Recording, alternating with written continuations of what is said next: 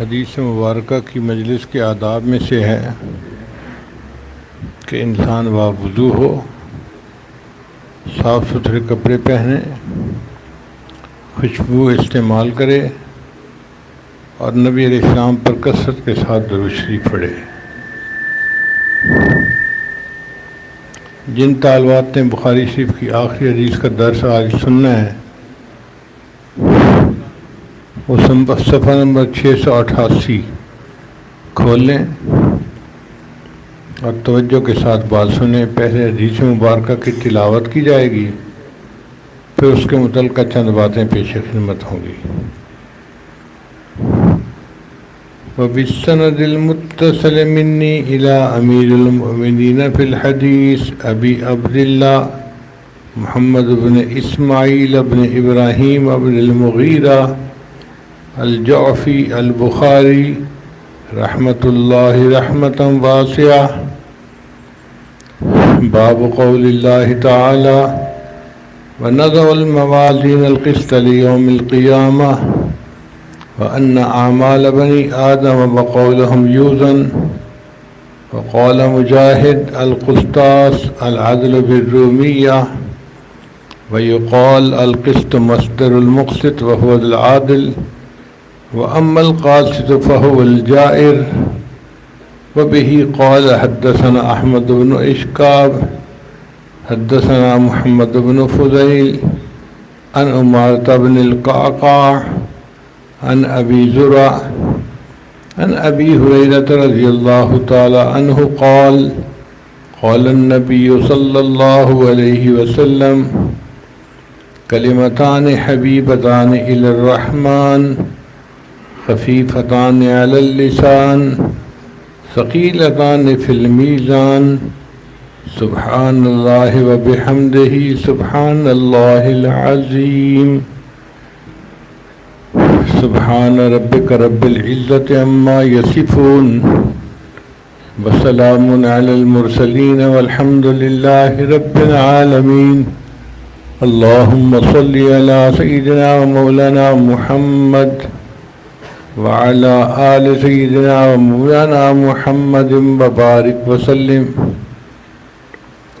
بخاری شریف کی آخری حدیث ہے، اس کو حدیث تسبیح کہتے ہیں۔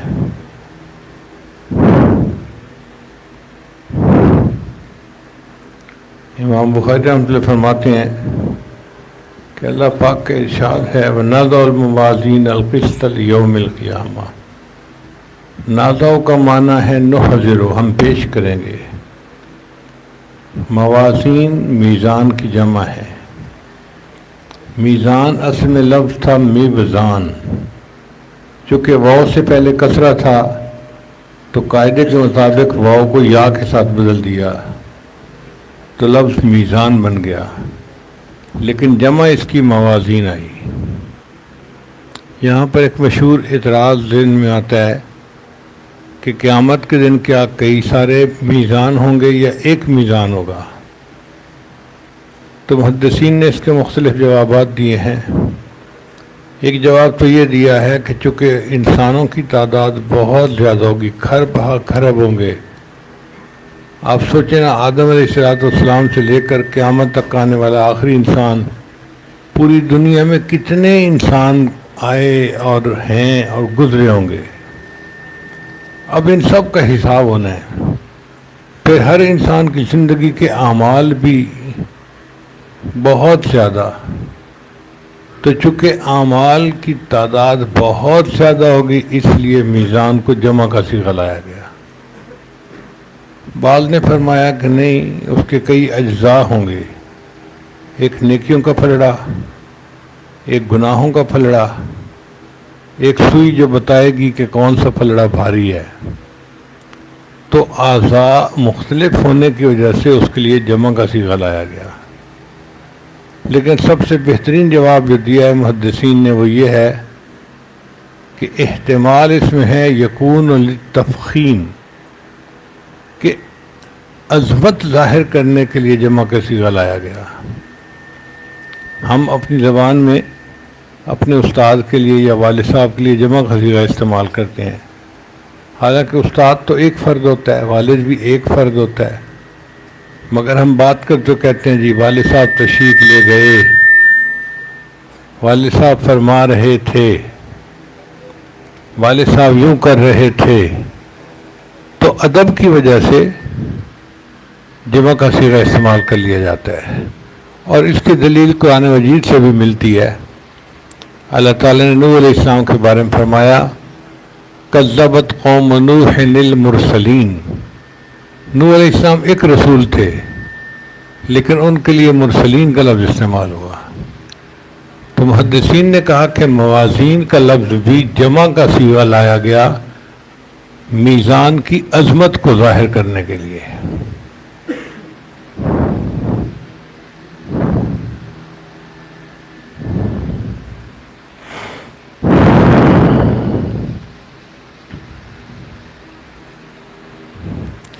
مجاہد رحمۃ اللہ علیہ نے فرمایا کہ القسطاس العدل بالرومیہ، کہ قسطاس رومی زبان کا لفظ تھا اور اس کا معنی تھا العدل، مگر یہ قرآن مجید میں استعمال ہوا، عربوں نے استعمال کرنا شروع کر دیا. اب یہاں پر ایک سوال ذہن میں آتا ہے طالب علم کے کہ اللہ کا تو فرمان ہے کہ قرآن عربی مبین ہے، واضح کھلی عربی زبان میں استعمال نازل ہوا، تو پھر اس میں یہ رومی زبان کا لفظ کہاں سے آ گیا؟ تو بات سمجھنے کی ضرورت ہے کہ زبانوں کے الفاظ ایک زبان سے دوسری میں استعمال ہوتے رہتے ہیں. یہ کوئی انوکھی بات نہیں ہے، یہ ایک روٹین کی بات ہے. اگر آپ اردو زبان کو دیکھیں تو آدھے زبان آپ کو عربی کے الفاظ ملیں گے اور آدھے فارسی کے الفاظ ملیں گے. عربی اور فارسی کے الفاظ مل کر اردو کی زبان بن گئی، اور باقی زبانوں میں بھی ایسے ہوتا ہے. جیسے انگریزی کا زبان تھا مدر، اس کو فارسی والوں نے استعمال کرنا شروع کر دیا تو اس کا نام انہوں نے رکھ دیا مادر.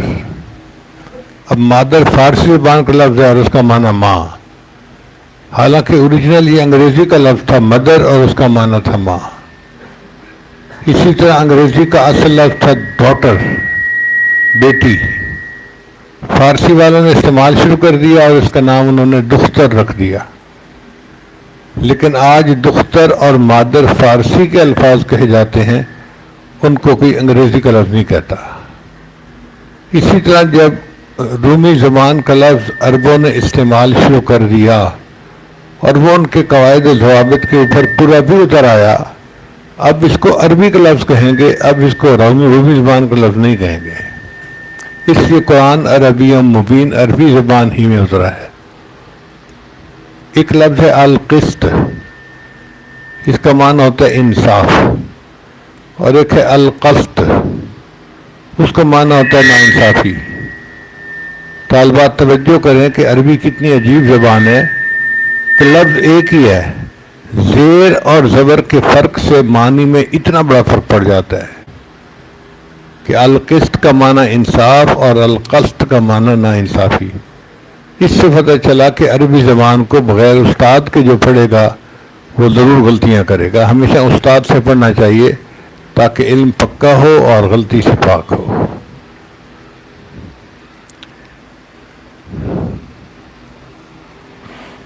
اس امت کے ابتدا میں ایک عقل پرست طبقہ گزرا جن کو معتزلہ کہتے تھے. معتزلہ کا لفظ ہے اعتزال سے، اعتزال کہتے ہیں الگ ہو جانا. وہ امت سے الگ ہو گئے، یعنی مین سٹریم سے الگ ہو گئے. وہ عقل پرست لوگ یہ کہتے تھے کہ قیامت کے دن اعمال کا حساب نہیں ہوگا، وزن نہیں ہوگا، اور دلیل اس کی یہ دیتے تھے کہ جی اعمال کا تو جسم نہیں ہے کوئی، تو کیسے وزن کیا جائے گا. اور وہ بیوقوف اس بات کو بھول گئے کہ وزن اللہ نے کرنا ہے. ان اللہ علی کل شیء قدیر، اللہ ہر چیز پر قادر ہے. تو انہوں نے کہا جی کہ اعمال تو نہیں تول سکتے. اگر ظاہری نظر میں دیکھیں تو بہت ساری چیزیں ایسی تھیں جو پہلے زمانے میں نہیں تولی جا سکتی تھیں. آج سائنس نے ان کو تولنا شروع کر دیا. کسی بندے کے جسم میں بلڈ پریشر کتنا ہے آلات بن گئے, شوگر کتنی ہے چیک کرنے کے آلات بن گئے, فلاں بندے کے اندر کولیسٹرول اتنا ہے آلات بن گئے. پہلے زمانے میں یہ چیزیں چیک نہیں ہوتی تھیں, اب ہونی شروع ہو گئی. تو اگر مادی طور پر کئی چیزیں ایسی ہیں جو پہلے نہیں ہوتی تھیں اب ہونی شروع ہو گئیں, تو اللہ کے لیے قیامت کے دن بندوں کے اعمال کو تولنا یہ کون سا مشکل کام ہے. بس قرآن مجید میں اللہ نے فرما دیا والوزن یومئذ الحق, قیامت کے دن وزن ہونا اعمال کا یہ حق اور سچ بات ہے. چنانچہ علماء اہل سنت اس بات کا یقین رکھتے ہیں کہ قیامت کے دن ہر بندے کے اعمال کو تولا جائے گا. طالبات یہ نقطہ ذہن میں رکھیں کہ اللہ تعالیٰ علم کو نہیں تولیں گے, ان اعمال بنی آدم, عمل کو تولیں گے. اس کا مطلب یہ کہ جب علم عمل میں ڈل جائے گا پھر وہ فائدہ دے گا.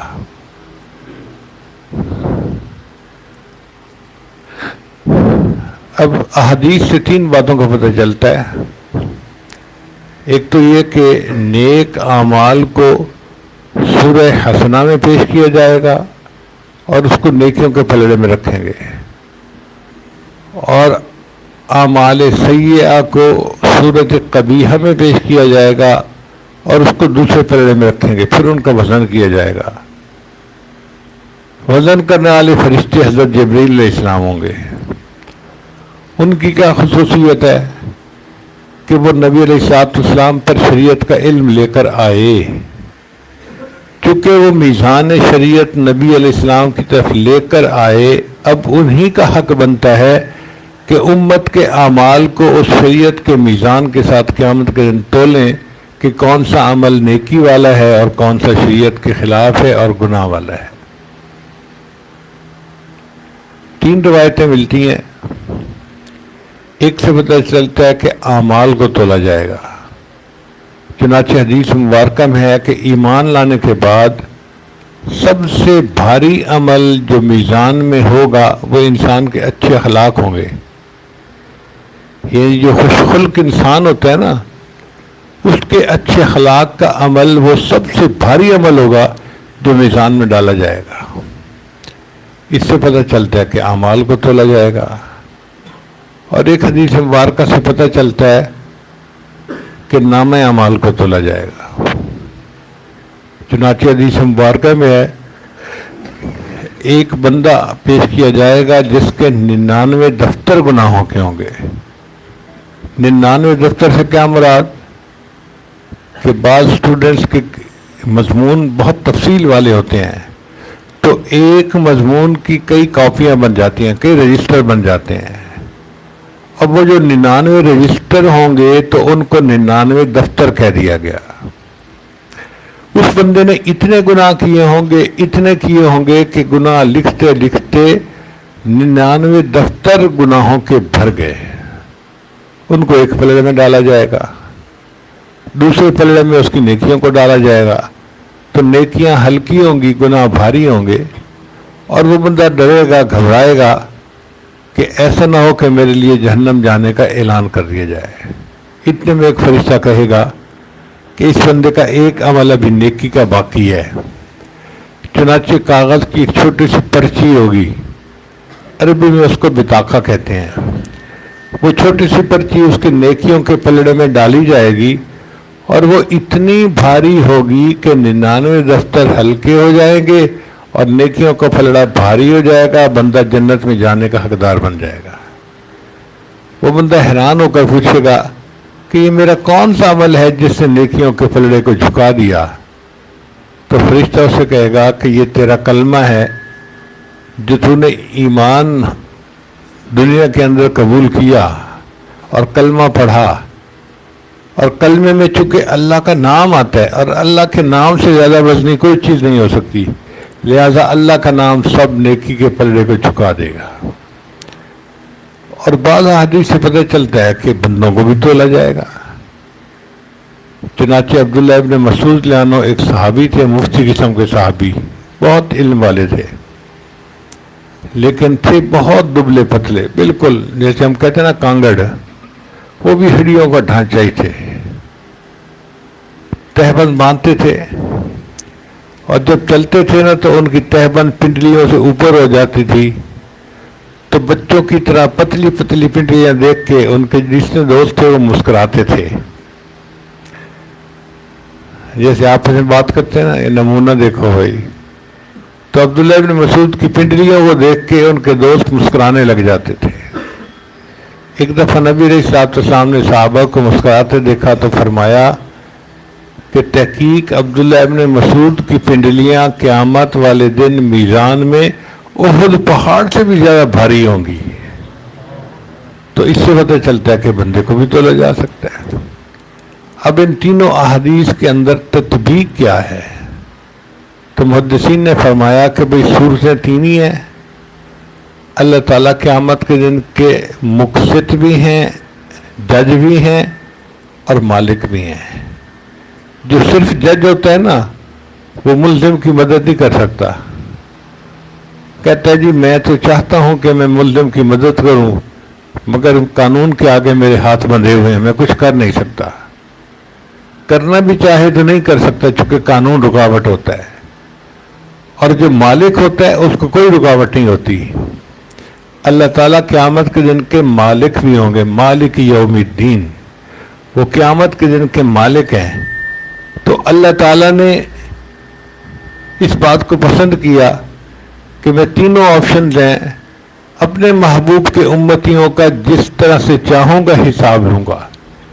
جس کی نیکیوں کو تولنے پر اس کی مغفرت جلدی ہوگی تو نیکیوں کو تول دوں گا، جس کے دفتروں کو تولنے سے نیکی مغفرت جلدی ہوگی تو دفتر تول دوں گا، اور جس بندے کو تولنے سے مغفرت آسانی سے ہوگی تو میں اس بندے کو تولوں گا.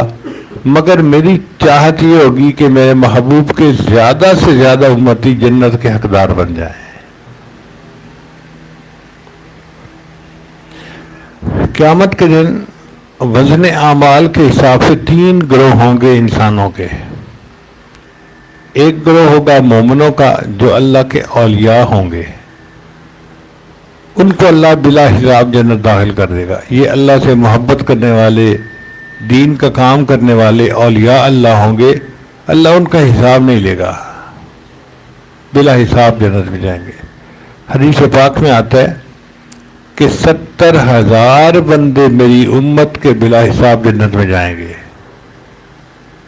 اب جب پڑھتے ہیں تو خوشی بھی ہوتی ہے اور دل میں حیرانی بھی ہوتی ہے کہ خرب ہا خرب امت کے لوگ ہوں گے اور ان میں صرف 70,000 بلا حساب جنت جائیں گے.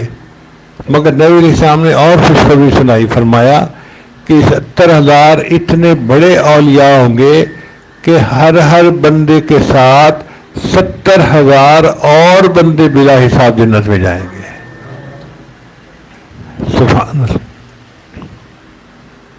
تو ایک مومنین کا یہ گروہ ہوگا جو بلا حساب جنت میں جائے گا. ایک گروہ ہوگا کافرین کا، وہ کافر جن کے اوپر حقوق العباد نہیں صرف کفر کا گناہ ہوگا، وہ بلا حساب جہنم میں جائیں گے، حساب لینے کی ضرورت ہی نہیں ہوگی. اور جو باقی بچیں گے نا مومن یا کافر، ان سب کا حساب ہوگا اور عملوں کو تولا جائے گا اور پھر وہ جنت سے جہنم کے قابل بنیں گے. امام بخاری رحمۃ اللہ نے اس حدیث کو اپنے استاد احمد ابن اشکاب سے نقل کیا. یہ کوفہ کے رہنے والے تھے اور بڑے عظیم محدث تھے. مصریوں نے ان کو شکیب بھی کہا ہے، احمد ابن شکیب، لیکن اشکاب بھی پڑھ سکتے ہیں، اشکاب بھی پڑھ سکتے ہیں. پھر احمد ابن اشکاب نے اس کو محمد بن فضیل سے روایت کیا. محمد بن فضیل بھی بڑے پائے کے محدث تھے، بڑے درجے والے محدث تھے. اس حدیث میں خاص بات یہ ہے کہ جتنے محدثین نے اس حدیث کو روایت کیا انہوں نے محمد بن فضیل کے ذریعے سے ہی روایت کیا. محدثین کے نزدیک جب کسی طبقہ میں حدیث کا راوی صرف ایک ہو اس کو غریب کہتے ہیں سند کے اعتبار سے. اس کی مثال یوں سمجھیں کہ بخاری شریف کی پہلی حدیث ہے انما الاعمال بالنیات، وہ حضرت عمر لانو سے روایت ہوئی. وہ حدیث مبارکہ ہزاروں صحابہ کو یاد تھی، لیکن روایت آگے صرف حضرت عمر سے چلی. جس نے بھی روایت کی اس نے عمر لانو سے روایت کی. اب کوئی بندہ پوچھے جی ایسا کیوں ہوا، تو بھئی اس کی مثال سمجھ لیجئے. ایک آدمی کے 5 بیٹے ہیں، لیکن اس کی اولاد ایک بیٹے سے آگے چلتی ہے، تو کہیں گے جی کہ فلاں کی نسل ایک بچے سے آگے چلی. اگر پوچھے ایسا کیوں ہوا تو ہم کہیں گے اللہ کی مرضی بھائی.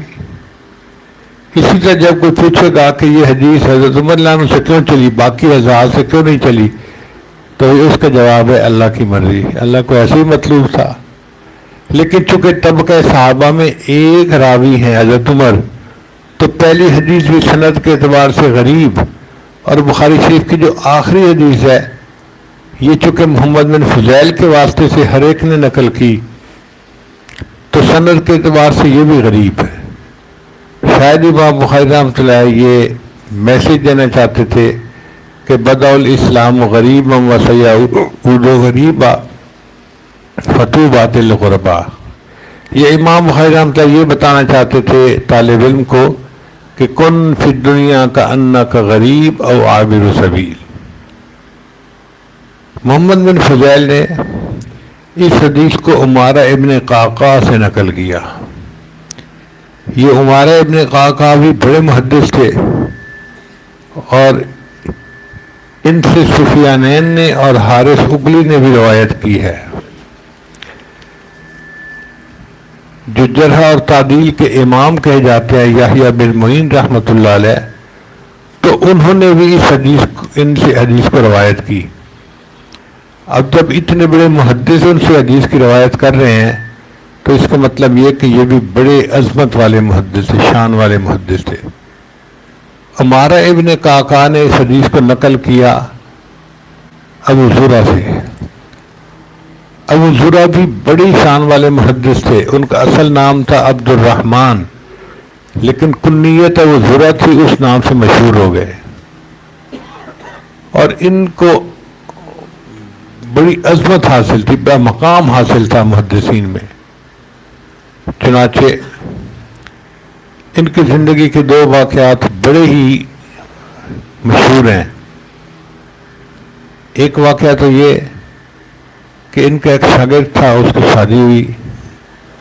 اب شادی کے ابتدائی ایام میں میاں بیوی کی چاہت ہوتی ہے کہ ہم جتنا وقت ہو سکے اکٹھا گزاریں، کوئی ڈسٹرب نہ کرے ہمیں. اب یہ نوجوان روزانہ مسجد میں درس سننے کے لیے جاتا تو بیوی پر یہ بات بوجھ ہوتی. وہ بیچاری 2-3 گھنٹے بیٹھ کے انتظار کرتی، خامد آئے گا تو میں اس کے ساتھ مل کے کھانا کھاؤں گی، وقت گزاروں گی. اب درس سننے میں اس کو کبھی دیر سویر ہو جاتی، کبھی مجلس جلدی برخاست ہو جاتی، کبھی مضمون ایسا ہوتا کہ دیر سے برخاست ہوتی.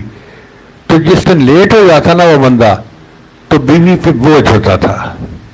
وہ ناگواری کا اظہار کرتی، آپ تو جاتے ہیں تو آپ کو پیچھے کوئی یاد ہی نہیں ہوتا، بس آپ کے لیے تو ہر کوئی پیچھے مر ہی جاتا ہے، یاد ہی نہیں ہوتا کہ کوئی بھوکا بیٹھا آپ کے انتظار کر رہا ہے، جلدی نہیں آتے. تو جو بیویاں ناز نخرے کرتی ہیں، اعتراض کرتی ہیں، اس نے وہی اعتراض کرنے شروع کر دی. اب ایک دن جب دیر زیادہ ہو گئی تو بیوی نے اس کو کہا کہ آپ کیوں اتنا ٹائم وہاں لگاتے ہیں. خامد نے کہا بھئی اللہ کی بندی، میں دوستوں میں وقت ضائع نہیں کرتا، میں استاد سے حدیث کا علم پڑھنے کے لیے جاتا ہوں، اگر ٹائم زیادہ بھی لگ گیا تو کیا مسئلہ ہے. اس نے غصے میں آگے کہہ دیا کہ تیرے استاد کو کچھ نہیں آتا تو تجھے کیا آئے گا. ایک تو عورتیں ہوتی ناقصات العقل ہیں، پھر جب غصے میں آ جائیں تو پھر ناقصات ریز ٹو دی پاور 2 ہو جاتی ہیں. تو اس نے کہا کہ تیرے استاد کو تو آتا کچھ نہیں، تجھے کیا آئے گا. خامد بھی نوجوان تھا، غصے میں آ گیا. اس نے کہا اچھا، اگر میرے استاد کو 1,00,000 حدیثیں یاد نہ ہوں تو میری طرف سے تجھے طلاق. اب رات کا وقت تو گزر گیا، غصے میں تھے دونوں. جب صبح دونوں کے دماغ ٹھنڈے ہوئے تو بیوی نے سوچا اب مجھ سے غلطی ہوئی، میں خامند کو جو مرضی کہہ دیتی، میرا خامند تھا، مجھے اس کے استاد کے شان میں گستاخی نہیں کرنی چاہیے تھی. اور خامند نے سوچا کہ بیوی تو تھی نا کے ساتھ العقل میں سے، اگر اس نے کوئی ایسی بات کر ہی دی تھی تو مجھے تو طلاق نہیں دینی چاہیے تھی، میں نے کیوں غصے میں آ کے طلاق دے دی. بہرحال دونوں اندر اندر سے شرمندہ تھے اور چاہتے تھے کہ کوئی کمپرومائز کی صورت نکل آئے. تو بیوی نے خامند سے پوچھا کہ کیا طلاق واقع ہو گئی ہے؟ اس نے کہا بھائی میں نے چونکہ یہ کنڈیشنل طلاق دی تھی، مشروط طلاق دی تھی، اگر میرے استاد کو 1,00,000 حدیثیں یاد نہ ہوں تو تجھے طلاق. اب میں استاد سے جا کے پوچھتا ہوں کہ انہیں 1,00,000 حدیثیں یاد ہیں یا نہیں ہیں. چنانچہ وہ خامند وہاں سے چلا اور استاد کے پاس ہے ابو زرع رحمۃ اللہ علیہ، اور اس نے آ کے رات کی سٹوری سنائی کہ حضرت میں یہ سیاہ کارنامہ کر کے آ گیا ہوں، میں نے بیوی کو مشروط طلاق دے دی ہے، اب آپ بتائیں کہ طلاق واقع ہوئی یا نہیں ہوئی. تو ابو زرع رحمۃ اللہ نے جواب دیا کہ جاؤ تم دونوں میاں بیوی بن کے رہو، 1,00,000 حدیثیں مجھے اس طرح یاد ہیں جس طرح عام لوگوں کو سورہ فاتحہ یاد ہوتی ہے. 1,00,000 حدیثیں مجھے اس طرح یاد ہے جس طرح عام لوگوں کو سورہ فاتحہ یاد ہوتی ہے. اب کتنے بڑے محدث ہوں گے جن کو 1,00,000 حدیثیں اس طرح یاد تھی. ابو زرع رحمۃ اللہ علیہ بھی کوفہ کے رہنے والے تھے، چنانچہ امام بخاری کے یہ سارے استاد کوفی تھے. اس لیے امام بخاری رحمۃ اللہ فرماتے ہیں کہ میں حدیث کی سند لینے کے لیے اتنی مرتبہ بخارا سے کوفہ گیا کہ مجھے سفر کی تعداد ہی یاد نہیں ہے، اتنا کثرت کے ساتھ میں کوفہ جاتا تھا. اور چونکہ سارے کوفہ کے رہنے والے تھے اس لیے اس حدیث کو کہا جاتا ہے حدیث مسلسلم بالکوفیین، کہ یہ وہ حدیث ہے جس کے سارے راوی کوفہ کے رہنے والے تھے اور ان سے اس حدیث کی روایت ہوئی. پھر ابو زرع رحمۃ اللہ نے اس حدیث کو روایت کیا ابو ہریرہ رضی اللہ عنہ سے. ابو ہریرہ رضی اللہ عنہ صحابی تھے اور بقول حضرت مفتی منصفی رحمۃ اللہ علیہ کے مولوی قسم کے صحابی تھے. ان کو علم کا بڑا شوق تھا، بڑی رغبت تھی. فرماتے تھے کہ انصار تو اپنے باغوں کی نگہداشت میں لگے رہتے تھے اور مہاجرین اپنی تجارت میں لگے رہتے تھے، اور ابو ہریرہ تو اپنے آقا کی خدمت میں ہر وقت رہتا تھا دین کا علم حاصل کرنے کے لیے. چنانچہ صحابہ میں سب سے زیادہ حدیث کی روایت کرنے والے صحابی ابو ہریرہ رضی اللہ عنہ ہے. اللہ کی شان دیکھیں، 60 سال کی عمر میں مسلمان ہوئے اور انہوں نے جتنا دین سیکھا وہ 60 سال کی عمر کے بعد سیکھا. اس سے پتہ چلتا ہے کہ کوئی بندہ یہ بہانہ نہیں بنا سکتا جی میں تو اب 40 سال کا ہو گیا ہوں، 50 سال کا ہو گیا ہوں، اب میں کیا پڑھوں. بھی اگر ابو ہریرہ عنہ 60 سال کے بعد سارا دین سیکھ سکتے ہیں تو ہم کیوں نہیں سیکھ سکتے؟ ہم بھی سیکھ سکتے ہیں. ان کا اصل نام تھا عبد الرحمن. ایک دفعہ نبی علیہ السلام نے ان کو پیار سے کہہ دیا ابا ہر. ہر کہتے ہیں بلے کو، جیسے کہتے ہیں نا بلے والا، طوطے والا. تو نبی علیہ السلام نے پیار سے کہہ دیا ابا ہر، بلے والا. اب ہر کی جو تانیث ہے، مؤنث ہے، وہ ہرتن ہوتی ہے، اور ہرتن کی تصغیر ہے وہ ہریرہ بنتی ہے. چنانچہ ان کی کنیت ابو ہریرہ مشہور ہو گئی اور یہ پسند کرتے تھے کہ مجھے اسی نام سے لوگ پکاریں، کیونکہ اس نام سے مجھے میرے آقا صلی اللہ علیہ وسلم نے پکارا ہوا ہے. تو ابو ہریرہ نام سے یہ مشہور ہو گئے. ہمیں یہ بات پہلے سمجھ میں نہیں آتی تھی. ہمارے قریبی تعلق والے ہیں، حافظ بلال ان کا نام ہے، گجرانوالہ کے رہنے والے. انہوں نے ایک دفعہ فون کیا اور مجھ سے خیر خیریت دریافت کر کے بات خواہ لمبی کر رہے تھے. اچھا، مجھے فون پر لمبی بات کرنے میں طبعاً گھبراہٹ ہوتی ہے. میری چاہت ہوتی ہے کہ بات جلدی مکمل کر کے بندہ فون بند کرے. تو جب انہوں نے خام خواہ بات کو لمبا کیا تو میں نے ان سے پوچھا کہ حافظہ آپ نے یہ بات پوچھی تو آپ نے پوچھ لی، اب کیوں بات لمبی کر رہے ہیں، فون بند کیوں نہیں کرتے؟ کہنے لگے حضرت آپ وہی لفظ کہنا مجھے. میں نے کہا کون سا لفظ؟ جو آپ نے فلاں موقع پہ مجھے کہا تھا. بس وہ لفظ سننے کے لیے میں نے فون کیا تھا. وہ ایک مرتبہ کہیں کسی مجلس میں نے ان کو کہہ دیا تھا موٹے حافظ صاحب. اب ان کی محبت کا تعلق تھا تو ان کو اتنا اچھا لگتا تھا یہ لفظ کہ نام سے پکارا اچھا نہیں لگا. کہتے نہیں مجھے وہی لفظ کہیں جو آپ نے پہلے کہا تھا. میں نے کہا اچھا موٹے حافظ صاحب اب آپ فون بند کر دیں. تو انہوں نے فون بند کر دیا. میں نے کہا لو آج مسئلہ بھی سمجھ آ گیا کہ عبدالرحمن اللہ عنہ اپنے آپ کو ابو ہریرہ کیوں کہلواتے تھے. انہوں نے اس حدیث کو روایت کیا نبی علیہ الصلوۃ والسلام سے. اب ذرا حدیث مبارکہ کے متن کی تشریح سن لیجئے. نبی علیہ السلام نے ارشاد فرمایا کلمتان. کلمتان کا معنی ہے دو کلمے. کلمہ تو ویسے صرف نحو میں ایک لفظ کو بھی کہتے ہیں، لیکن کبھی کبھی پورے فکرے کو بھی کلمہ کہہ دیتے ہیں. جیسے ہم کہتے ہیں نا کلمہ طیبہ، کلمہ شہادت، وہ پورا فکرہ ہوتا ہے اور اس کو کلمہ کہا جاتا ہے. تو یہاں کلمتان سے مراد ہوگا کلامان، کہ دو کلام ایسے ہیں حبیبتان الی الرحمن، رحمان کو بڑے پیارے.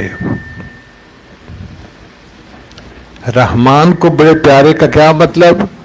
محبوب قائلہما، جو ان کا پڑھنے والا ہے وہ اللہ کو بڑا پیارا. تو دو فکرے ایسے ہیں کہ ان کا پڑھنے والا اللہ کو بڑا پیارا لگتا ہے. خفیفتان علی اللسان، اور وہ فکر زبان پہ پڑھنے بہت آسان ہے. جو تجوید سے واقف ہیں وہ جانتے ہیں کہ عربی کے جتنے بھی حروف ہیں نا وہ مخارج سے صفات کے ساتھ ادا کرنے ضروری ہوتے ہیں. چنانچہ کچھ ایسے حروف ہیں کہ جو آسانی سے ادا ہوتے ہیں اور کچھ ایسے ہیں کہ جو ذرا مشکل سے ادا ہوتے ہیں.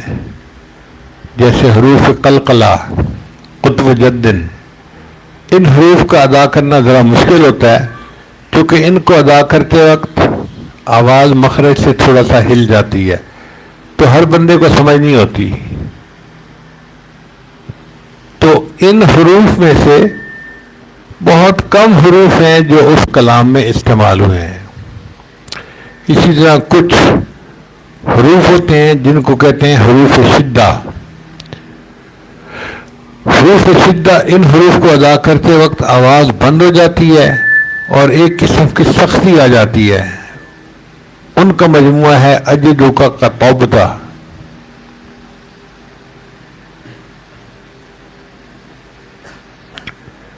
اور کچھ حروف ہیں ان کو حروف استعلاء کہتے ہیں. ان حروف کو ادا کرتے وقت زبان کی جڑ تالو سے لگ جاتی ہے. ان کا مجموعہ بنتا ہے خصہ ضغطن قز. تو یہ جو حروف مشکل سے ادا ہوتے ہیں یہ بہت کم ہیں اس کلام میں. نتیجہ کیا نکلا کہ وہ کلام بہت آسان ہے، یعنی ان کو نکالنے میں سہولت ہے اور ان میں حروف لین زیادہ ہیں. لین حروفہما بسہولت مخارجہما، ان الفاظ کے مخارج کے یعنی ادا کرنے میں آسانی ہے اور حروف لین زیادہ ہیں. اس لیے نبی صاحب نے فرمایا کہ خفیفتان علی اللسان، زبان کے اوپر وہ بڑے بھاری ہیں.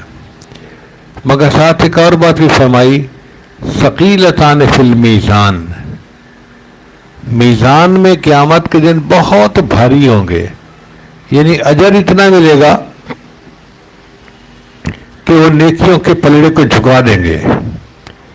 چنانچہ حدیث پاک میں آتا ہے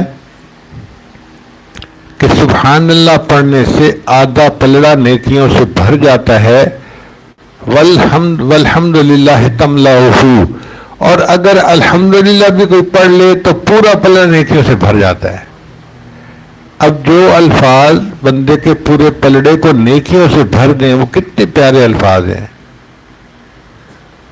ان باتوں کو سن کے سامنے کے دل میں شوق پیدا ہوتا ہے کہ بھی ہمیں بتایا جائے وہ کون سے الفاظ ہیں۔ نبی علیہ الصلوۃ والسلام کے اعجاز کلام کا اعجاز دیکھیے کہ محبوب صلی اللہ علیہ وسلم نے ایسے نہیں بات کر ماری، سننے والوں کے دل میں پہلے شوق پیدا کیا۔ کلمتان حبیبتان الی الرحمن، دو ایسے کلام ہیں جو رحمان کو بڑے پیارے، شوق پیدا ہو جاتا ہے۔ خفیفتان علی اللسان، زبان پہ بہت ہلکے آسانی سے ادا ہو جاتے ہیں۔ ثقیلتان فی المیزان، لیکن میزان میں قیامت کے دن بہت بھاری ہوں گے۔ اب یہ تین باتیں سننے کے بعد تو سننے والا کہتا ہے کہ پلیز اب آپ بتا دینا تاکہ ہم بھی اس کو پڑھ سکیں۔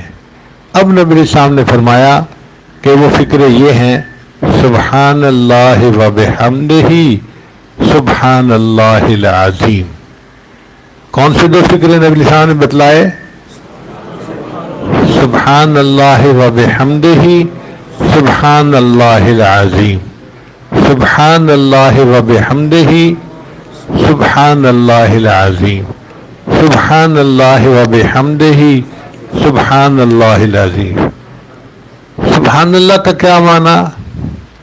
اے اللہ آپ ہر عیب سے، ہر نقص سے، ہر کمی سے، ہر کوتاہی سے پاک ہیں، آپ کے اندر کسی قسم کا کوئی عیب ہے ہی نہیں۔ یہ بھی تعریف کا ایک انداز ہوتا ہے۔ تعریف کے دو انداز ہوتے ہیں، ایک یہ ہوتی ہے کہ کسی کی صفات بتائی جائے، جیسے کوئی بندہ کہے کہ فلاں لڑکی تو بڑی خوبصورت ہے، پڑھی لکھی ہے، دیندار ہے، اچھے اخلاق والی ہے، بڑے گھرانے کی ہے، یہ سب تعریف ہے جو ہم اس کی کر رہے ہیں۔ اور کوئی بندہ کہے کہ وہ جاہل نہیں ہے، بد اخلاق نہیں ہے، کام چور بھی نہیں ہے، ضدی بھی نہیں ہے۔ اب ہم نے اس کی صفات تو نہیں گنوائی، لیکن ہم نے برائیوں کو اس سے دور کر دیا، تو یہ بھی تعریف کا ایک انداز ہے۔ تو اللہ کو تعریف کا یہ انداز بھی اچھا لگتا ہے کہ میرے بندے کہیں کہ میرے اندر کوئی کمی، کوئی کوتاہی، کوئی عیب ہے ہی نہیں۔ یہ معنی ہے سبحان اللہ، اللہ آپ پاک ہیں، آپ میں کوئی کمی نہیں ہے۔ یہ انداز اللہ کو اتنا پیارا لگتا ہے کہ اللہ نے قرآن مجید میں خود اپنی تعریف ان الفاظ سے فرمائی، ارشاد فرمایا فسبحان اللہ، اور اللہ پاک ہے، ہر عیب سے پاک ہے، اس میں کوئی کمی ہے ہی نہیں، کوئی نقص ہے ہی نہیں۔ اور اللہ نے حکم دیا ہمیں بھی کہ ہم بھی سبحان اللہ زیادہ کہیں، چنانچہ اللہ فرماتے ہیں سبح اسم ربک الاعلی، اس اعلیٰ رب کی تسبیح بیان کرو۔ اور ایک جگہ فرمایا فسبح باسم ربک العظیم۔ اب نبی علیہ السلام کی دانائی دیکھیے کہ اللہ کے حبیب صلی اللہ علیہ وسلم نے اللہ کے حکم پر عمل کیا، رکوع کے اندر ایک آیت پہ عمل کیا، سجدے میں دوسری آیت پر، رکوع میں پڑھا سبحان ربی العظیم، عمل ہو گیا، سجدے میں پڑھا سبحان ربی الاعلی، دوسری آیت پہ عمل ہو گیا۔ اور ویسے بھی اگر آپ دیکھیں تو نماز شروع ہی اسی سبحان اللہ کے لفظ سے ہوتی ہے۔ ہم تکبیر تحریمہ جب باندھتے ہیں تو نماز میں کیا پڑھتے ہیں؟ ہم پڑھتے ہیں سبحانک اللہم، اے اللہ آپ ہر عیب سے پاک ہیں، وبحمدک، اور اللہ ہر تعریف آپ ہی کو سجتی ہے، آپ ہی تعریف کے لائق ہیں۔ یاد رکھیں دنیا میں کوئی کسی کی تعریف کرے تو یہ تعریف اللہ کی طرف لوٹتی ہے۔ آپ کسی پھول کی تعریف کریں تو یہ تعریف اللہ کی جس نے پھول کو پیدا کیا۔ آپ پھل کی تعریف کریں تو یہ تعریف اللہ کی جس نے پھل کو پیدا کیا۔ خاوند بیوی کی تعریف کرے کہ بڑی خوبصورت، بڑی نیک، اچھے اخلاق والی ہے تو یہ تعریف اللہ کی جس نے اس کی بیوی کو پیدا کیا۔ بیوی خاوند کی تعریف کرے بڑے اچھے اخلاق والا، بڑا اچھے دل والا بندہ ہے، یہ تعریف اللہ کی جس نے اس کے خاوند کو پیدا کیا. تو کائنات میں ہم کسی چیز کی بھی تعریف کریں گے تو یہ تعریف کس کی طرف لوٹے گی؟ اللہ کی طرف لوٹے گی جس نے اس کو پیدا کیا ہے، بنایا ہے. تو جب ہم کہتے ہیں سبحانک اللہم، اے اللہ آپ ہر عیب سے پاک ہیں، وبحمدک، اور ساری تعریفیں آپ ہی کو سجتی ہیں، آپ ہی کو جچتی ہیں، وتبارک اسمک، اور اے اللہ آپ کا نام بڑا برکت والا ہے، وتعالی جدک، اور آپ کی تو بزرگی بہت بلند ہے، ولا الہ غیرک، اور آپ کے ساتھ عبادت کے تو کوئی اور لائق ہے ہی نہیں، آپ جیسے تو کوئی اور محبوب ہے ہی نہیں، آپ ہی محبوب ہیں اور آپ ہی تعریفوں کے لائق ہیں. اب ذرا ان الفاظ کے معنی پر غور کیجئے کہ نماز ہم جب پڑھتے ہیں تو کتنے اچھے الفاظ سے اللہ کی تعریف کرتے ہیں. سبحانک اللہم وبحمدک وتبارک اسمک وتعالی جدک ولا الہ غیرک. یہ الفاظ اتنے اچھے ہیں کہ پڑھنے والے کو کئی مرتبہ ایسے لگتا ہے کہ جیسے میرا منہ جو ہے نا وہ میری زبان کے بوسے لے رہا ہے. زبان پہ بار خدایا یہ کس کا نام آیا کہ میرے نطق نے بوسے میری زبان کے لیے. ایسا الفاظ کچھ زبان سے ادا ہوتے ہیں کہ نطق زبان کے بوسے لیتا ہے کہ تو نے کون سا لفظ ادا کر دیا. تو ان الفاظ کے ساتھ ہم اپنی نماز کی ابتدا کرتے ہیں. چنانچہ جس نے کہا سبحان اللہ وبحمدہ، اللہ آپ پاک ہیں اور سب تعریفیں آپ ہی کے لائق ہیں، آپ ہی کی شان ہے، آپ کو سجتی ہیں. اور دوسرا فقرہ سبحان اللہ العظیم، اللہ آپ پاک ہیں اور آپ ہی بلند ہیں، آپ بہت اونچے ہیں، بہت بڑے ہیں. تو یہ دونوں فقرے اللہ تعالیٰ کی عظمت اور اللہ تعالیٰ کے کمال کی دلیل ہے. اس لیے اللہ کو یہ پیارے لگتے ہیں اور اللہ چاہتے ہیں کہ میرے بندے ان فقرات کو زیادہ پڑھیں اور زیادہ ثواب کمائیں اور ان کے پلڑے نیکیوں سے بھر جائیں. یہ تو اس حدیث مبارکہ کی تھوڑی سی تفصیل تھی. ایک اور بھی بحث ہے کہ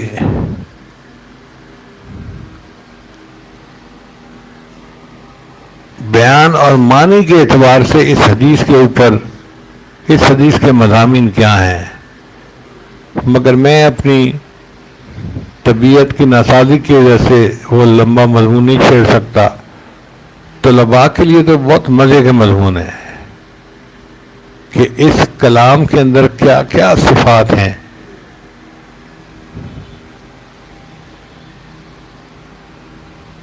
بہرحال میں اس مضمون کو اسی جگہ ختم کرتا ہوں. البتہ اتنا بتا دیتا ہوں کہ اس پہ محدثین نے بحث کی ہے کہ امام بخاری رحمۃ اللہ نے اس حدیث کو آخری حدیث کے طور پہ کیوں چنا. ایک جواب انہوں نے یہ دیا کہ حدیث مبارکہ میں ہے کہ جو بندہ کسی مجلس میں بیٹھے اور اٹھتے ہوئے تسبیح پڑھ لے سبحانک اللہم وبحمدک اشہد ان لا الہ الا انت استغفرک واتوب الیک، تو مجلس میں جو بھی گناہ ہوتے ہیں اللہ سب گناہوں کو معاف فرما دیتے ہیں.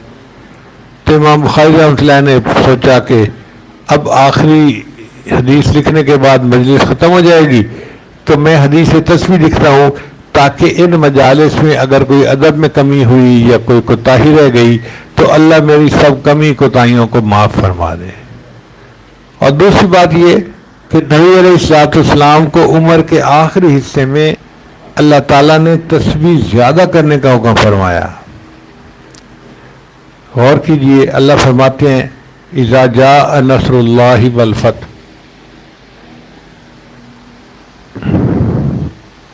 ورأیت الناس یدخلون فی دین اللہ افواجا. آپ دیکھ رہے ہیں اللہ کے محبوب کہ لوگ جوک در جوک، جماعت در جماعت اسلام میں داخل ہو رہے ہیں، گروہ در گروہ داخل ہو رہے ہیں. فسبح بحمد ربک، اب آپ اپنے رب کی تسبیح بیان کیجئے، واستغفروا، اور استغفار کیجئے، انہ کان توابا. تو چونکہ نبی علیہ الصلوۃ والسلام کو عمر کے آخری حصے میں اللہ نے تسبیح زیادہ بیان کرنے کا حکم دیا تو امام بخاری رحمۃ اللہ علیہ یہ حدیث سب سے آخر پر لائے کہ میں بھی اب اپنا کام مکمل ہو گیا، حدیث کو حدیث تسبیح پہ ختم کرتا ہوں تاکہ اللہ تعالیٰ میری بھی تسبیح کو قبول فرما لے۔ جب مجھے استاد نے یہ حدیث پڑھائی تو میں نے کہا کہ استاد جی، محدثین نے تو بہت ساری وجوہات، کچھ 6-7 وجوہات لکھی ہیں کہ آخری حدیث کے طور پہ کیوں چنا، مگر میری لائن ہے یہ ذکر و سلوک والی، اور جس لائن کا بندہ ہو تو اسی کے خیال اس کو زیادہ آتے ہیں۔ تو میں نے کہا استاد جی ایک بات میرے بھی ذہن میں آ رہی ہے، میں بتاؤں؟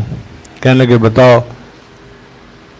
میں نے کہا ہمارے پاس بندے آتے ہیں، پریشانی ہے، کوئی عمل بتاؤ حل کے لیے، قرضے میں ڈوبے ہوئے ہیں، کوئی عمل بتاؤ حل کے لیے، بچی کا رشتہ نہیں ہو رہا، کوئی عمل بتاؤ حل کے لیے۔ تو یہ کام لے کے لوگ ہمارے پاس آتے ہیں۔ تو مجھے تو یوں لگتا ہے کہ امام بخاری رحمۃ اللہ نے اس حدیث کو سب سے آخر پہ اس لیے لکھا کہ اب یہ طالبات پڑھنے کے بعد اپنے گھروں میں چلی جائیں گی، پھر ان کے رشتے آئیں گے اور ان کی شادیاں ہوں گی اور ان کو اس سسرال کی زندگی گزارنی پڑے گی۔ اب یہ بچیاں حالات کی مچھلی کے پیٹ میں پھنس جائیں گی۔ مثلاً ایک بچی کے رشتے نہیں آ رہے، اب وہ کیا کرے، عمر بڑھتی جا رہی ہے، تو ماں باپ بچی کو خود تو نہیں کہیں چھوڑ کے آئیں گے، کوئی مانگے گا رشتہ تو نکاح کریں گے نا، اور بچی خود تو کچھ نہیں کر سکتی، وہ حالات کی مچھلی کے پیٹ میں پھنسی ہوئی ہے، اب کیسے نکلے اس کو سمجھ نہیں ہے۔ ایک عالم بن گیا، اس نے اپنا کاروبار شروع کر دیا اور قرضے کی مچھلی کے پیٹ میں پھنس گیا، اب قرضے سے کیسے نکلے اس کو سمجھ نہیں آ رہی، تو وہ چاہتا ہے کہ مجھے کوئی عمل بتائے کہ میں اس حالات میں سے کیسے باہر نکلوں۔ تو سنیے، حضرت یونس علیہ السلام اللہ کے پیغمبر تھے، اللہ کی منشا سے وہ مچھلی کے پیٹ میں چلے گئے، اب ان کو مچھلی کے پیٹ سے نکلنے کی کوئی صورت نظر نہیں آتی تھی، تو انہوں نے مچھلی کے پیٹ میں اللہ کی تسبیح بیان کی تھی، لا الہ الا انت سبحانک انی کنت من الظالمین، اور اس تسبیح کی وجہ سے اللہ نے ان کو مچھلی کے پیٹ سے نجات عطا فرما دی تھی۔ اللہ فرماتے ہیں فلولا انہ کان من المسبحین، اگر یونس علیہ السلام اللہ کی تسبیح بیان نہ کرتے للبث فی بطنہ الی یوم یبعثون، وہ قیامت تک مچھلی کے پیٹ کے اندر رہتے ہوئے نکل نہ سکتے۔ اب بتائیں کتنی بڑی قید تھی کہ قیامت تک انہوں نے مچھلی کے پیٹ میں رہنا تھا، مگر تسبیح بیان کرنے کی وجہ سے اللہ نے مچھلی کے پیٹ سے ان کو نکال دیا۔ تو امام بخاری رحمۃ اللہ نے سبق دے دیا کہ طالب علموں تم جاؤ گے، تمہیں اپنے حالات کی وجہ سے پریشان ہونے کی ضرورت نہیں، نہ عاملوں کے بعد جا کے ایمان خراب کرنے کی ضرورت ہے، تم تسبیح پڑھ لینا، جس حال میں بھی ہوگے اللہ مچھلی کے حالات کی مچھلی کے پیٹ سے تمہیں نکال دیں گے اور تمہارے مسئلے کو اللہ حل کر دیں گے۔ تو جب میں نے استاد کو یہ بات کہی تو انہوں نے اس بات کو پسند فرمایا، میں نے آج آپ کے سامنے بھی یہ بات کر دی۔ اللہ تعالی ہمارا یہاں آنا بیٹھنا قبول فرمائے، اور جس ادارے سے طالبات نے بخاری شریف کی آخری حدیث آج پڑھی ہے، اللہ اس ادارے کو دن دگنی رات چوگنی ترقی نصیب فرمائے، اور زین العابدین صاحب ماشاءاللہ جو مدرسے کے محتمم ہیں، اللہ ان کے فیض کو عام و تام فرمائے، اور ان کے بچوں کو ان کے لیے صدقہ جاریہ بنائے، ان کی آنکھوں کی ٹھنڈک بنائے، اور جو ادارے کی پرنسپل ہیں اللہ اس کی دین کی محنت کو قبول فرمائے، اور جو ادارے کے معاونین ہیں اللہ ان کو اپنے مقربین میں شامل فرمائے، اور ہم لوگ جہاں آج کی تقریب میں حاضری کے لیے آ گئے ہیں اللہ ہماری حاضری کو قبول فرمائے، اور ہمیں بھی قیامت کے دن بخشے ہوئے گنہگاروں میں شامل فرمائے۔ وآخر دعوانا ان الحمد للہ رب العالمین۔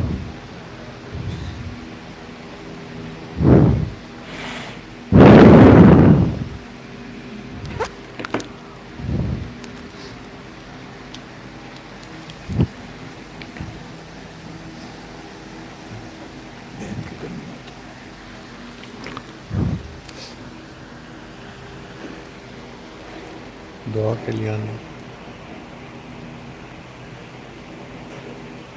ادھر بیٹھے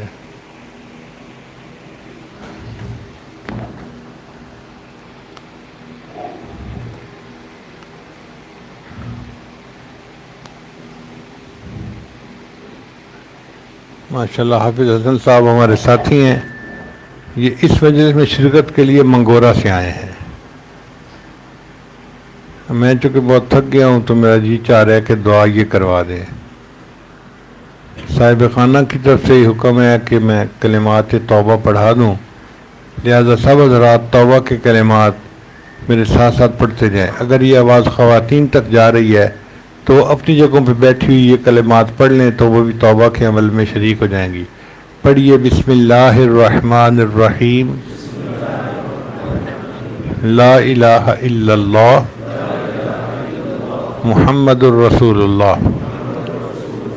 آمنت باللہ و ملائکتہ و کتبہ و رسلہ والیوم الآخر والقدر خیرہ و شرہ من اللہ تعالی والبعث بعد الموت. آمنت باللہ کما ہوا باسمائہ و صفاتہ وقبلت جمیع احکامہ اقرارا باللسان و تصدیق بالقلب. اشہد ان لا الہ الا اللہ و اشہد ان محمدا عبدہ و رسولہ. استغفر اللہ ربی من کل ذنب و اتوب الیہ برحمتک یا ارحم الراحمین. ان کلمات کو پڑھنے سے ہم بیت ہو چکے ہیں. چند معمولات ہیں جن کو باقاعدگی سے پڑھیں گے تو اللہ دل کو منور کریں گے. پہلا عمل ہے 100 مرتبہ استغفار پڑھنا. دوسرا عمل ہے 100 مرتبہ درود شریف پڑھنا. تیسرا عمل ہے قرآن مجید کی تلاوت روزانہ کرنا. چوتھا عمل ہے چلتے پھرتے ہر وقت دل میں اللہ کو یاد کرنا. اور پانچواں عمل ہے 15-20 منٹ صبح 15-20 منٹ شام مراقبہ کرنا. مراقبے کا طریقہ بہت آسان ہے کہ جب نماز پڑھ کے فارغ ہوں آپ آنکھوں کو بند کر کے اللہ سے لو لگا کے بیٹھ جائیں کہ اللہ کی رحمت آ رہی ہے، دل میں سما رہی ہے، دل کی ظلمت اور سیاہی دور ہو رہی ہے اور میرا دل اللہ اللہ اللہ بول رہا ہے اور میں سن رہا ہوں. انشاءاللہ 10-15 منٹ کا مراقبہ کرنے سے آپ کے دل میں اللہ کی محبت بڑھے گی اور آپ خود اس کی لذت کو محسوس کریں گے.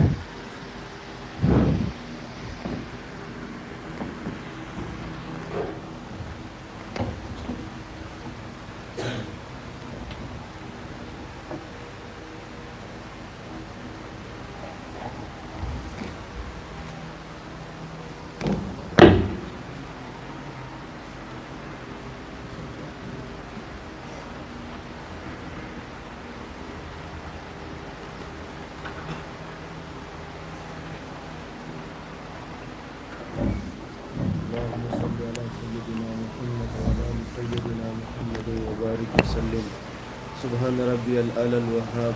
اللهم يا رب لك الحمد كما ينبغي لجلال وجهك وعظيم سلطانك.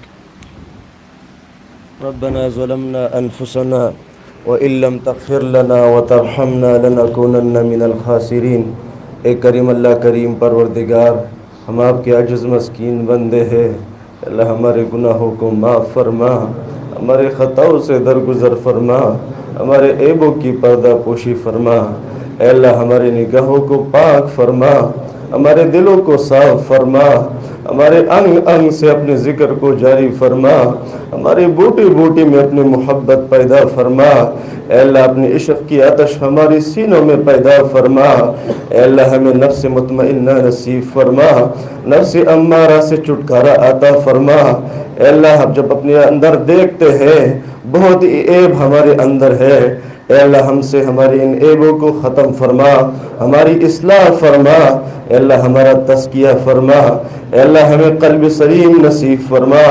اے کریم اللہ کریم پروردگار ہماری ان دعاؤں کو اپنے فضل و رحمت سے قبول و منظور فرما۔ اے کریم اللہ کریم پروردگار ہمارا حال میں آپ ہی کے محتاج ہے، اے اللہ مخلوق کی محتاجی سے ہمیں بچا دیجئے۔ اے اللہ زندگی میں کبھی بے سہارا نہ فرما، کبھی بے آسرا نہ فرما، کبھی بھی اپنے در سے دفع دور نہ فرما۔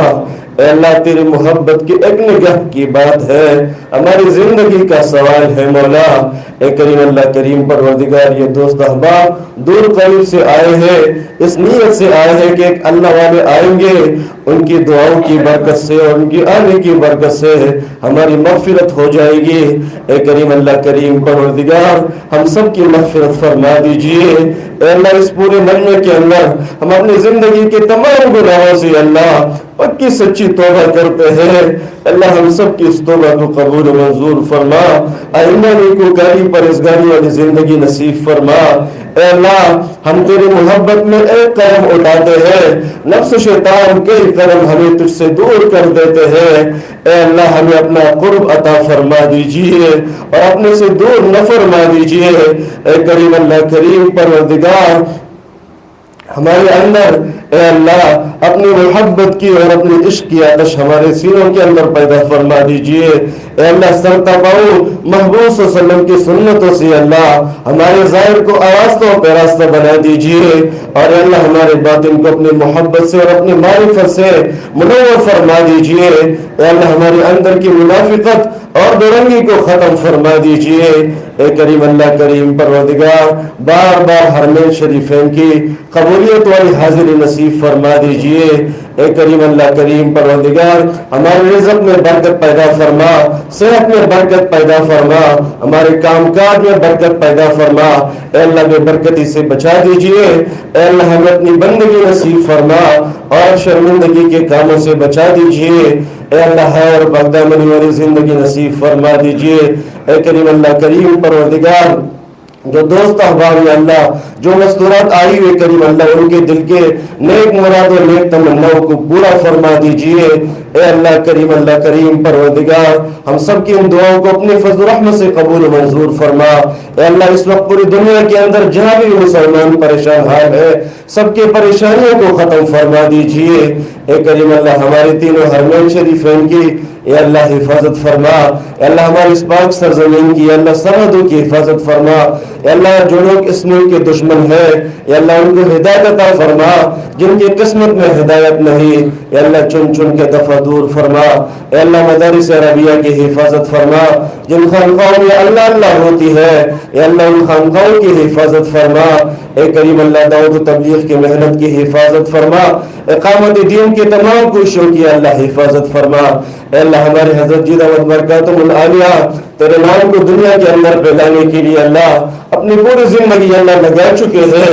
اے اللہ ان کے سائے کو ہمارے سروں پہ تادیر قائم دائم فرما۔ اے اللہ ان کو برکت و زندگی عطا فرما دیجئے۔ اے اللہ ان کے صاحبزادگان کی بھی حفاظت فرما دیجئے، اور اے اللہ ہمیں اپنی زندگی میں اے اللہ ان کی خوب قدردانی کرنے کی توفیق عطا فرما۔ اے اللہ ہمیں ناقدری سے بچا دیجئے۔ اے کریم اللہ کریم پروردگار اٹھے ہوئے ہاتھوں کی لاج رکھ لیجئے۔ اے فقیروں کے دستگیر، اے خالق جوڑیوں کو بھرنے والے اللہ، اے اللہ ہم تجھ سے تجھی کو مانگتے ہیں۔ دنیا کے اندر یہ اللہ کوئی تجھ سے روٹی بوٹی مانگتا ہے، کوئی کارے بہارے مانگتا ہے، اے اللہ ہم تجھ سے تیری محبت کو مانگتے ہیں۔ اے اللہ اپنا بنا دیجئے، اپنا دیوانہ اپنا مستانہ بنا دیجئے، ہر غیر سے بیگانہ بنا دیجئے۔ اے کریم اللہ کریم پروردگار اس ادارے کے اللہ جتنی بھی اللہ ضروریات ہے اپنے غیبی خزانے سے پورا فرما دیجئے، اور یا اللہ اس ادارے کو اللہ دن رات دوگنی چوگنی ترقی عطا فرما دیجئے۔ یا اللہ اس کے جو معاونین ہیں اللہ ان کو اجر عظیم عطا فرما دیجئے۔ اے کریم اللہ کریم پروردگار ہمارے آنے والے نسلوں کو بھی اللہ تا قیامت صبح اپنے دین کی اشاعت کے لیے اللہ قبول منظور فرما دیجئے۔ یا اللہ آج اس رات کے محفل کے یا اللہ اس مجمع میں ہم اپنے آپ کو یا اللہ تیرے سامنے پیش فرماتے ہیں، یا اللہ ہم سب کو قبول منظور فرما، یا اللہ ہم میں سے کسی کو بھی رد نہ فرما، اے اللہ ہمارے ان دعاؤں کو اپنے فضل و رحمت سے قبول منظور فرما، یا اللہ جو مانگا وہ بھی عطا فرما، جو مانگنا چاہیے تھا نہیں مانگ سکے وہ بھی اپنے فضل و رحمت سے عطا فرما دیجیے۔ وصلی اللہ علی النبی الکریم محمد وآلہ واصحابہ اجمعین برحمتک یا ارحم الراحمین۔